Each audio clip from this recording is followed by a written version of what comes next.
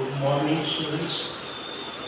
હવે જુઓ કે ગઈકાલના લેક્ચરમાં આપણે જોઈ ગયા કે બે વિદ્યુતભારો વચ્ચે લાગતું વિદ્યુતીય બળ એ કયા નિયમ પરથી મળે, અને એ નિયમ હતો એટલે વિદ્યુતીય બળ માટેનો કુલમ્બનો નિયમ, કે જેમાં કુલમ્બના નિયમ પ્રમાણે આપણે જોયું કે બે વિદ્યુતભારો વચ્ચે લાગતું બળ એ આ બે વિદ્યુતભારોના ગુણાકારના સમપ્રમાણમાં અને એમની વચ્ચેના અંતરના વર્ગના વ્યસ્ત પ્રમાણમાં હતું. ચાલો આના ઉપરથી એ ગાણિતિક સ્વરૂપમાં મૂકી F = K Q1 Q2/r², કે જ્યાં K એટલે કુલમ્બનો અચળાંક હતો, એની કિંમત કેટલી હોય, એનું એકમ શું હોય, પરિમાણ શું હોય એ આપણે જોઈ ગયા. ઉપરાંત હવા કે શૂન્યાવકાશ હોય તો k ની કિંમત 1/4πε0 મળતી હતી. આના બદલે બીજું કોઈ માધ્યમ હોય તો ત્યાં એક એપ્સિલોન નોટની બદલે એ માધ્યમનો પરાવૈદ્યુતાંક એટલે કે એને અંગ્રેજીમાં પરમિટિવિટી કહેવાય, એ પરમિટિવિટીની કિંમત મૂકવી પડે. અને એના પરથી આપણે નક્કી કરી ગયા કે જો કોઈ k ડાઇલેક્ટ્રિક અચળાંક એટલે કે માધ્યમની પરમિટિવિટી અને શૂન્યાવકાશની પરમિટિવિટી બેનો ગુણોત્તર એટલે માધ્યમનો ડાઇલેક્ટ્રિક અચળાંક, અને ડાઇલેક્ટ્રિક અચળાંક k કહીએ તો ડાઇલેક્ટ્રિક અચળાંક વાળા માધ્યમમાં આપેલા બે વિદ્યુતભારોને આપેલ અંતરે મૂકીએ તો હવામાં જે બળ લાગતું હતું એ ઘટીને k માં ભાગનું થઈ જાય. આ બધી ચર્ચા વખતે આપણે એ નિયમને ક્યારેય પણ સદિશ રાશિ તરીકે કોઈ રાશિને દર્શાવતા નહોતા, કારણ કે આમાં બળની વાત કરીએ તો તમે જાણો છો કે બળ એ તો સદિશ ભૌતિક રાશિ છે, સામે વિદ્યુત ભાર અને અંતર એ તો અદિશ રાશિઓ છે, એટલે આપણે નિયમને સદિશ સ્વરૂપે નહોતા લેતા. હવે આપણે જોઈએ કે જો મારે બળને સદિશ તરીકે લેવું હોય તો કઈ રીતે એને લઈ શકાય. તો એના માટે હું અહીં આગળ આ રીતે કહી શકું, એટલે કે હવે આજે આપણે ભણીશું કે કુલમ્બનો નિયમ એ સદિશ સ્વરૂપે ભણીશું. જે ગયા વખતના લેક્ચરમાં ભણી ગયા એ આપણે અદિશ સ્વરૂપે ભણતા હતા, હવે એને સદિશ સ્વરૂપે ભણીશું, સદિશ સ્વરૂપમાં સમજીશું. અને સદિશ સ્વરૂપે મારે સમજવું હોય તો કેવી રીતે સમજી શકાય? જો કે મારે કોઈ પણ સદિશની સ્વરૂપે વાત કરવી હોય તેમાં આપણે જે કુલમ્બનો નિયમ લઈએ છીએ તો બિંદુવત વિદ્યુતભારો માટે લઈએ છીએ. પરિણામે બિંદુવત વિદ્યુતભારોનું અવકાશમાં મારે સ્થાન નક્કી કરવું પડે, એટલે કે ટૂંકમાં એ બિંદુવત વિદ્યુતભારોના સ્થાન સદિશો શોધવા પડે. અને એટલા માટે હું આ કોઈ કાર્ટેશિયન યામ પદ્ધતિ લો. દાખલા તરીકે આમાં આ x અક્ષ, આ y અક્ષ અને આ ત્રીજી z અક્ષ, આપણી કાર્ટેશિયન યામ પદ્ધતિ. ચાલો આમાં કોઈ એક વિદ્યુતભાર બિંદુવત વિદ્યુતભાર Q1 કે જેને બિંદુ A પર આપણે મૂકેલો છે, તો આ Q1 નો આ ઉગમબિંદુ O ને અનુલક્ષીને મારે એનો સ્થાન સદિશ નક્કી કરવો પડે. ચાલો હવે તો 11મા ધોરણમાં તમને ભણાવેલું હતું કે સ્થાન સદિશ કેવી રીતે શોધાય. તો સ્થાન સદિશ મારે કોઈ પણ બિંદુનો જોતો હોય તો એ કોઈ એક ચોક્કસ બિંદુને અનુલક્ષીને હોય, એટલે ટૂંકમાં એ જે બિંદુને અનુલક્ષીને છે એનું સંદર્ભ બિંદુ થાય. તો અહીંયા સંદર્ભ બિંદુ તરીકે આપણે યામ પદ્ધતિનું ઉગમ બિંદુ લઈશું, અને એ ઉગમ બિંદુ O ને અનુલક્ષીને મારે A નું સ્થાન સદિશ જોઈતું હોય તો મારે એક સદિશ તૈયાર કરવાનો જે O ને A સાથે જોડતો હોય, એટલે કે સદિશનું પૃષ્ઠ A O પર હોય અને સદિશનું શીર્ષ A પર હોય, એટલે એવો એક જે સદિશ મળે એ આપણને અહીંયા આગળ બિંદુ A નો એટલે કે વિદ્યુતભાર Q1 નો ઉગમ બિંદુ O ને અનુલક્ષીને સ્થાન સદિશ આપે. ચાલો એ સ્થાન સદિશનો R1 વડે દર્શાવો, એટલે આ સદિશ R1 એટલે વિદ્યુતભાર Q1 નો ઉગમ બિંદુને અનુલક્ષીને સ્થાન સદિશ થાય. ચાલો એ રીતે બીજો વિદ્યુતભાર Q2 B બિંદુ પર મૂકું તો B નું મારે સ્થાન સદિશ O ને અનુલક્ષીને જોઈતું હોય તો O અને B ને જોડતો સદિશ લેવાનો. ચાલો એ સદિશનો સદિશ R2 કહું. એટલે આ રીતે બંને વિદ્યુતભારોના સ્થાન સદિશ મળી ગયા. હવે એ બે વિદ્યુતભારો વચ્ચે લાગતું બળ એ તો આ બે વિદ્યુતભારોને જોડતી રેખા પર હોય. તો અહીંયા Q1 વિદ્યુતભાર Q2 પર બળ લગાડે, Q2 છે Q1 ઉપર બળ લગાડે. હવે માનો કે આ બંને વિદ્યુતભારો સજાતીય છે. તમે જાણો છો કે જો સજાતીય વિદ્યુતભારો હોય તો અપાકર્ષણ બળ લગાડે તો આ Q1 પર Q2 વડે કંઈક બળ લાગતું હોય એ બળને આપણે બળ F કહીશું. તો Q1 પર લાગે છે એટલે જેના પર લાગે છે પહેલા એટલે કે F1. એટલે F1 એટલે Q1 ઉપર લાગતું બળ. તો કોના વડે? તો કે Q2 વડે. માટે Q2 નો 2 આપણે પછી મૂકીશું. એટલે આપણે Q1 પર Q2 વડે લાગતા બળ માટે સંકેત વાપરીશું F12. યાદ રાખજો સંકેતમાં જે અહીંયા આગળ નીચે તમે સફિક્સમાં મૂકો છો આંકડા એમાં પહેલો આંકડો કયો મૂકશો? જેના પર બળ લાગે છે એનો આંકડો. પ્રથમ પર બળ લાગે છે એટલે 1 નંબર પહેલા આવશે. બીજા વડે બળ લાગે છે એટલે 2 નંબર પછી આવશે. આના કરતા ઉલટું જો બીજા પર પહેલા વડે લાગતું બળ જોઈએ છે તો એ બળને ચલો બીજા પર લાગતું બળ એટલે F2, પ્રથમ વડે એટલે Q1. માટે હવે અહીંયા શું કહેવાય કે જુઓ F12 એટલે શું છે તો કે Q1 પર Q2 વિદ્યુતભાર વડે લાગતું બળ. એ કયું બળ? તો કે વિદ્યુતીય બળ. એટલે Q1 પર Q2 વડે લાગતા બળને આપણે F12 કહીશું. એ જ રીતે F21 લો એ શું આવશે? Q2 પર Q1 વડે લાગતું બળ.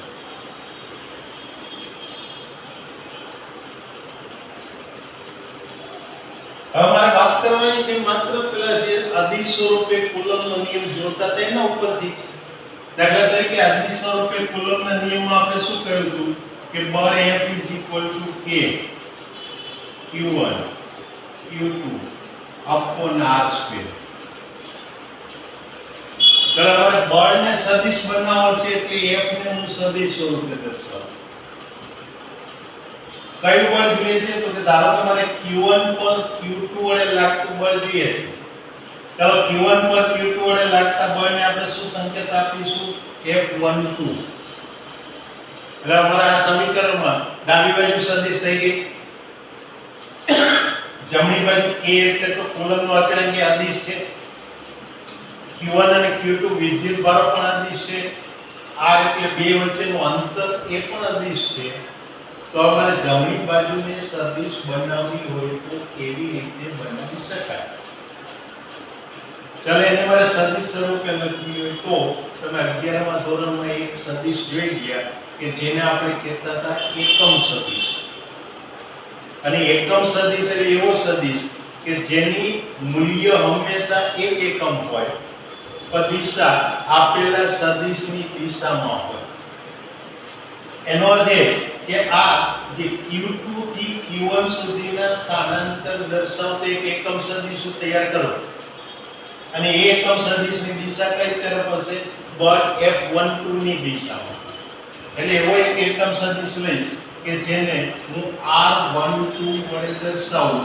એટલે R12 કેપ લખું એટલે આ બળ F12 ની દિશાનો એકમ સદિશ થાય. માટે આ જે સમીકરણ છે એ મને આ કુલમ્બના નિયમને સદિશ સ્વરૂપે દર્શાવે. ચાલો હવે જુઓ કે કે મારે સદિશ સ્વરૂપે જોઈતું હોય તો પહેલા તો શું કરવાનું, બંને પેલા વિદ્યુત ભારોના સ્થાન સદિશો નક્કી કરવાના. જેમ કે એ બિંદુ પર q1 વિદ્યુત ભાર છે તેનો સ્થાન સદિશ r1, બી પર q2 વિદ્યુત ભાર છે એનો સ્થાન સદિશ r2. ચાલે બંનેના સ્થાન સદિશના સંદર્ભ બિંદુ એટલે કોણ છે, યામ પદ્ધતિનું ઉગમ બિંદુ. હવે F12 ને આપણે શું કહ્યું, q1 પર q2 વડે લાગતું બળ, F21 એટલે q2 પર q1 વડે લાગતું બળ. તો F12 ને મારે સદિશ સ્વરૂપે દર્શાવવું હોય તો F12 બરાબર a q1 q2 upon r2 જ્યાં ઇન્ટુ r12 કેપ લખાય. એટલે આ સદિશ સ્વરૂપે કુલંબીય બળ મળે.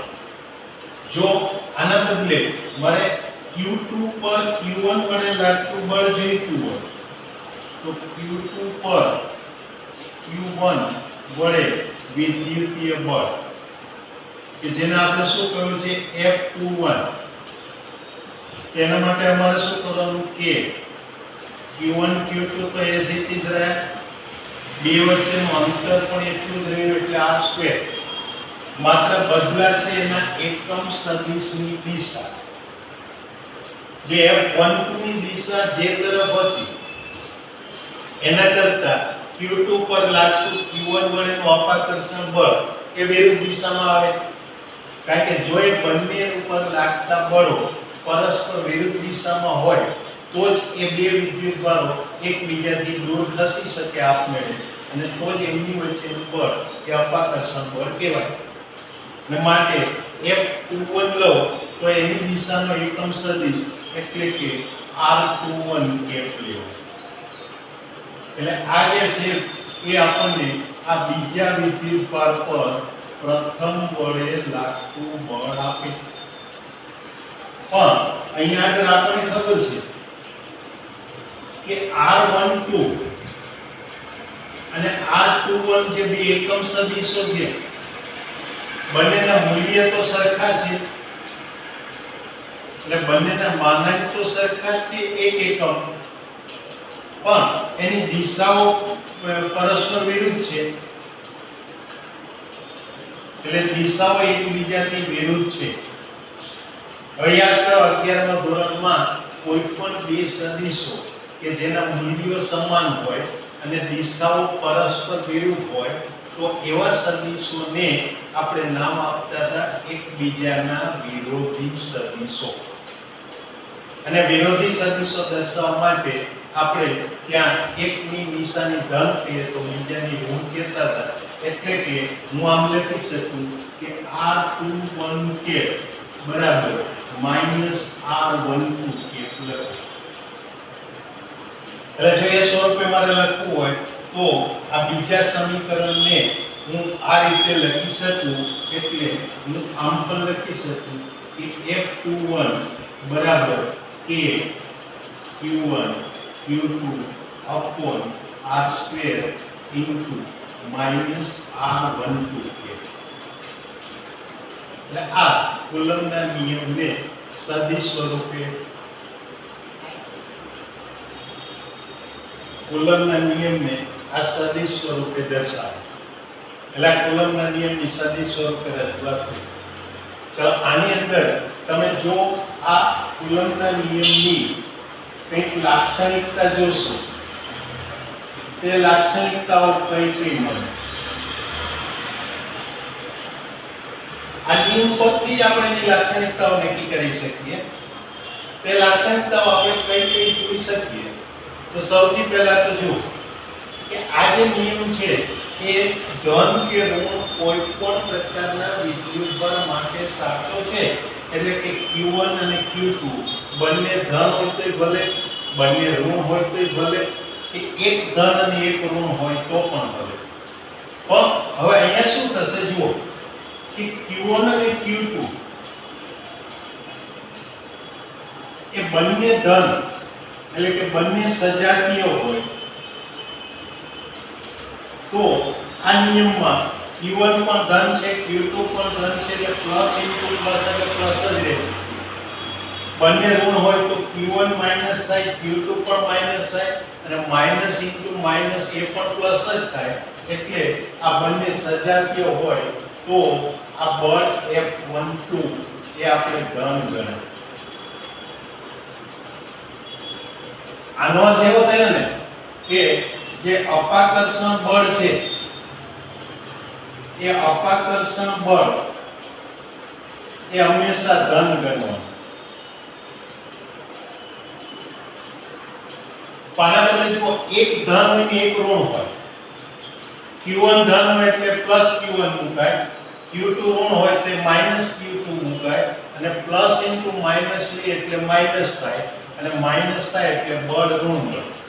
એટલે કે આપણી પાસેના એ બંને વિદ્યુત બળ એટલે Q1 અને Q2 એ બંને જો વિજાતીય હોય તો આ જે બળ F12 છે એ આપણને ઋણ મળે એટલે ઋણ ગણાય. એનો અર્થ એવો થયો કે આકર્ષણ બળ એ ઋણ ગણાય. એટલે આપણે એટલું યાદ રાખવાનું કે જ્યારે બળ આપણને ધન મળે તો એ બે વિદ્યુત ભાર વચ્ચે અપાકર્ષણ હોય અને એ બળ આપણને ઋણ મળે તો એ બે વિદ્યુત ભાર વચ્ચે લાગતું બળ એ આકર્ષણ બળ હોય. એટલું જ નહીં પણ બીજી એક લાક્ષણિકતા તમે આવી જોઈ શકો કે F12 આમાં તમે Q1 ના બદલે Q2 મૂકો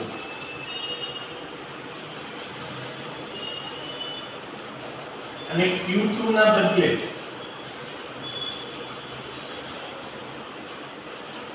Q1 મૂકો તો પણ આ બળ જે છે F12 એનો માનાંક અને F21 બંનેના માનાંકો તો સમાન જ મળે. ચલો બંને બળના મૂલ્ય સમાન છે. એનો અર્થ એ કે એક વડે બીજા પર લાગતું જેટલું બળ હોય એટલું જ બળ બીજા વડે પ્રથમ પર લાગે, પરંતુ એ બેની દિશાઓ એ શું છે? પરસ્પર વિરુદ્ધ છે.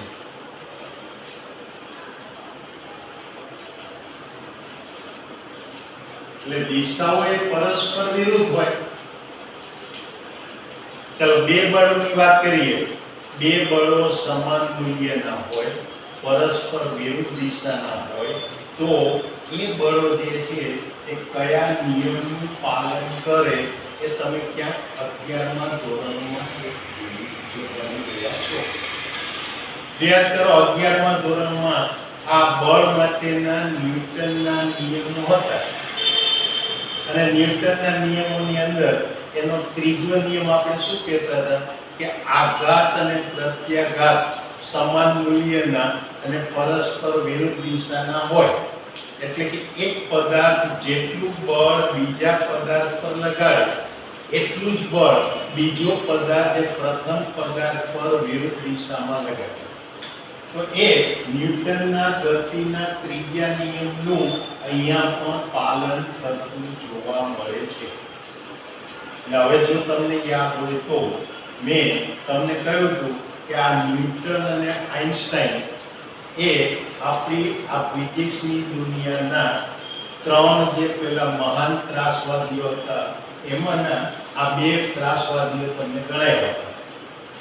અને એનું કારણ એ છે કે જો ભલે અહીંયા વિદ્યુતનું ક્ષેત્ર હોય, વિદ્યુત ક્ષેત્રમાં ન્યૂટનનું ભલે કંઈ કાર્ય નહોતું છતાં પણ એના નિયમ તો અહીંયા આગળ ચાંચ ઉગાડે છે. એટલે એ તો ગમે ત્યાં હોય કે આપણને ત્યાં હેરાન કરવા માટે સોય ભોગવા તો હાજર હોય જ છે. એટલે આના ઉપરથી કહી શકાય કે આ રીતે આ કુલંબીય બળ એટલે કે Q1 અને Q2 વચ્ચે લાગતું બળ એ ન્યૂટનના ત્રીજા નિયમ એની સાથે સુસંગત છે.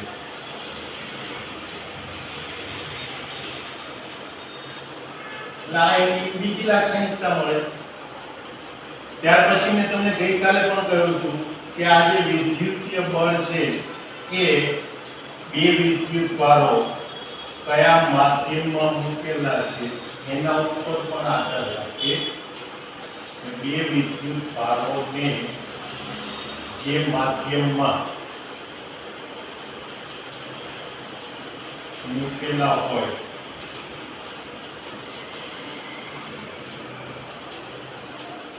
એ માધ્યમના પ્રકાર ઉપર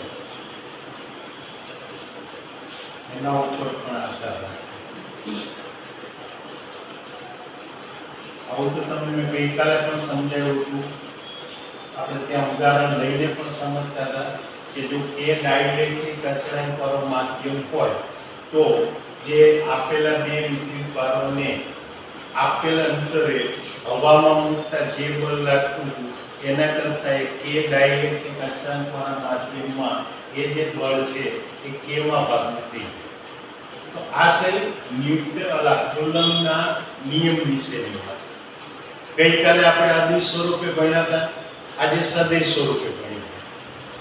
પણ અત્યાર સુધીની આપણી જે વાત હતી એમાં આપણે જે બળ લેતા હતા એ માત્ર બે વિદ્યુતભાર વચ્ચેની આંતરક્રિયાની જ વાત કરતા હતા.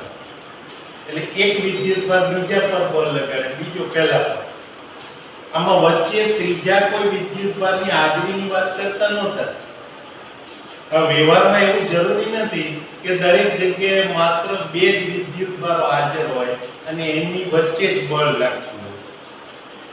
કોઈ વિદ્યુતભાર હોય તો એને એક કરતા વધારે વિદ્યુતભારને કારણે પણ બળ લાગે. અને જો એવું બળ લાગતા હોય તો એ કેવી રીતે શોધી શકાય?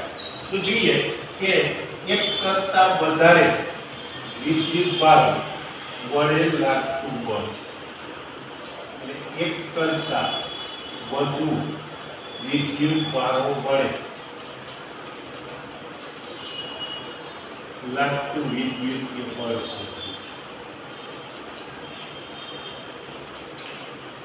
જોઈએ કઈ રીતે શોધી શકાય. તો અહીંયા જો ફરી પાછી અમારી યામ પદ્ધતિ.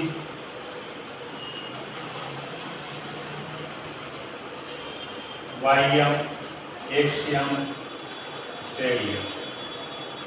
આ એક વિદ્યુતભાર એટલે Q1 કે જેનું ઓને અનુલક્ષીને સ્થાન સદિશ એટલે R સદિશ R1. બીજો Q2 એનો સ્થાન સદિશ એટલે R2. ત્રીજો કોઈ વિદ્યુતભાર Q3 કે જેનો સ્થાન સદિશ R3. એમ ચોથો કોઈ વિદ્યુતભાર Q4 કે જેનો સ્થાન સદિશ R4 લો. આવા તો જેટલા વિદ્યુતભારો લેવાય હોય એટલા લઈ શકાય n સુધી, જ્યાં n ની કિંમત અનંત સુધી કોઈ પણ હોઈ શકે. માનો કે આ બધા વિદ્યુતભારો ભેગા મળી અને આ કોઈ એક વિદ્યુતભાર Q પર બળ લગાડે છે. તમારે Q નો O ને અનુલક્ષીને સ્થાન સદિશ શોધવાનો. એ સદિશને આ રાખો. તો હવે અહીંયા એના ઉપર લાગતા બળોની વાત કરી. તો હવે જો એ બળ જોઈએ તો હું આમ કહી શકું કે Q પર Q1 વડે લાગતું બળ. ચાલો એ બળ માટે હું શું લખી શકું? તો કે એના વડે લાગતું બળ એટલે F1 કહું. F1 બરાબર કે Q1 upon R1 સ્ક્વેર, જ્યાં R1 સ્ક્વેર R1 એટલે Q1 અને Q વચ્ચેનું અંતર, અને માટે એની દિશાનો એકમ સદિશ એટલે R1 લે. યાદ રાખજો ફરીથી F1 એટલે શું છે?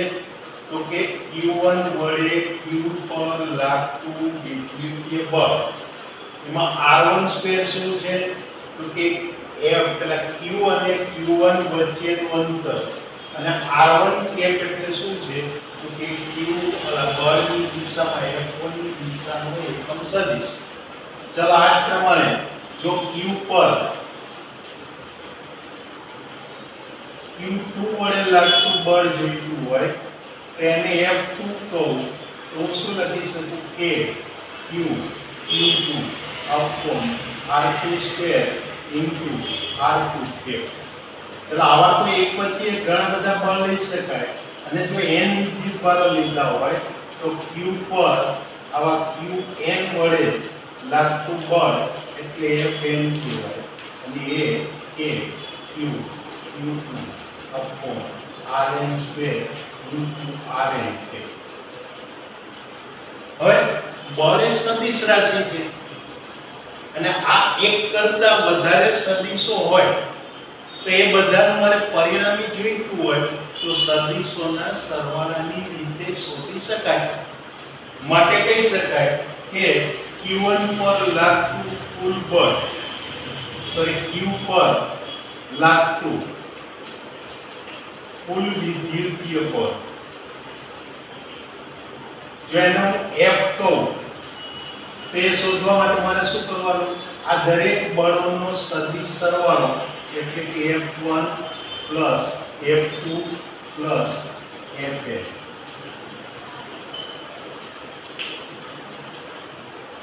चलो આમાં F1 F2 F3 ની કિંમતો મૂકો તો આ K Q Q1 upon R1 square into R1 cube K Q Q2 upon R2 square into R2 cube.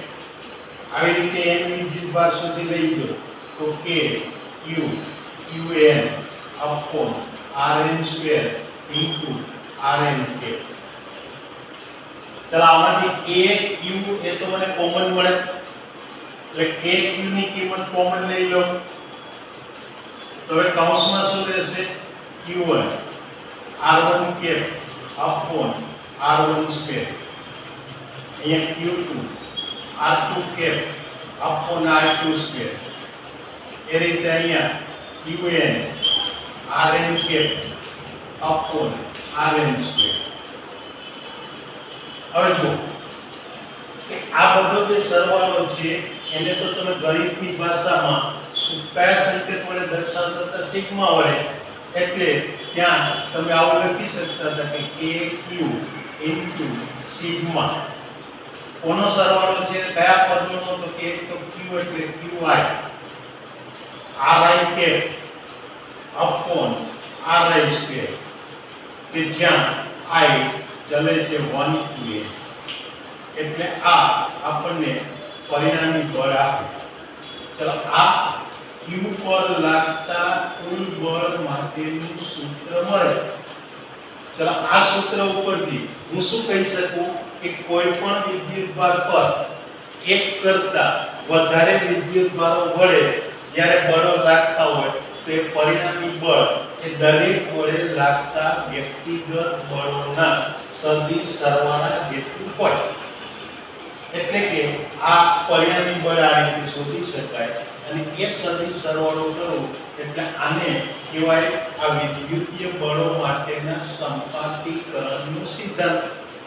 યાદ કરો આવો એક સંપાતીકરણનો સિદ્ધાંત તમે 11મા ધોરણમાં તરંગોના ચેપ્ટરમાં પણ ભણી ગયા હતા કે જ્યારે કોઈ બિંદુ પાસેથી એક કરતા વધુ તરંગો પસાર થતા હોય તો એ બિંદુ પાસે થતું પરિણામી સ્થાનાંતર એ દરેક તરંગ વડે અપાતા વ્યક્તિગત સ્થાનાંતરોના સદિશ સરવાળા જેટલું હોય.